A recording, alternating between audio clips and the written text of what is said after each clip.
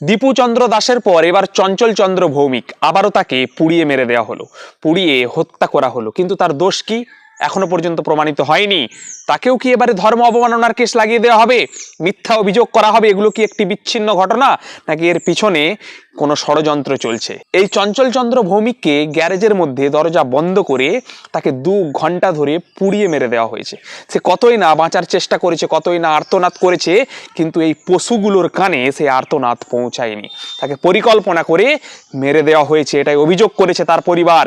তার পরিবারে শুনলে অবাক হবেন, একজন প্রতিবন্ধী ভাই, সে একাই ছিল যে রোজগার করত, তার পরিবার তার মুখ চেয়ে চলতো। এই যে ঘটনা, এগুলো কি চোখে পড়ছে না? যারা আন্দোলন করে, যারা প্রতিবাদ করে, তাদের চোখে এগুলো পড়ে না কেন?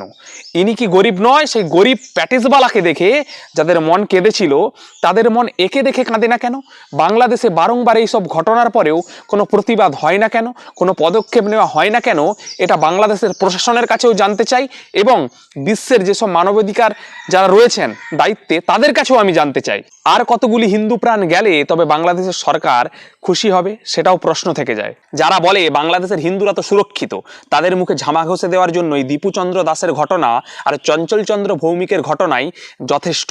আমি একটাই কথা বলবো, এখনো সময় রয়েছে, বাংলাদেশের থেকে শিক্ষা নিন। হ্যাঁ, হিন্দুরা ঘুম থেকে উঠুন, জাগুন, ঐক্যবদ্ধ হন। আরেকটি কথা, বাংলাদেশের হিন্দুদের জন্যও সতর্কবার্তা দিচ্ছি, এখানে দিব্যজ্ঞান নয়, কাণ্ডজ্ঞানের দরকার।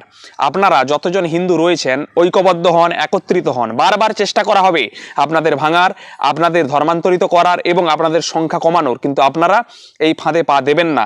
যদি কোনো রকম কোনো অসুবিধা হয় শাস্ত্র নিয়ে, বা আপনাদের বিভ্রান্ত করা হচ্ছে বলে মনে হয়, সেখানেও আমাকে একবার জানাতে পারেন, আমি অবশ্যই তার সমাধান করে দেওয়ার চেষ্টা করব। এবং আপনাদের এখন এতটুকু জানাবো যে আপনারা এখন কাণ্ডজ্ঞান নিয়ে চলুন এবং প্রত্যেকে ঐক্যবদ্ধ থাকুন। সকলকে অনেক অনেক ধন্যবাদ। জয় সনাতন, জয় ভারত মাতার জয়, বন্দে মাতরম।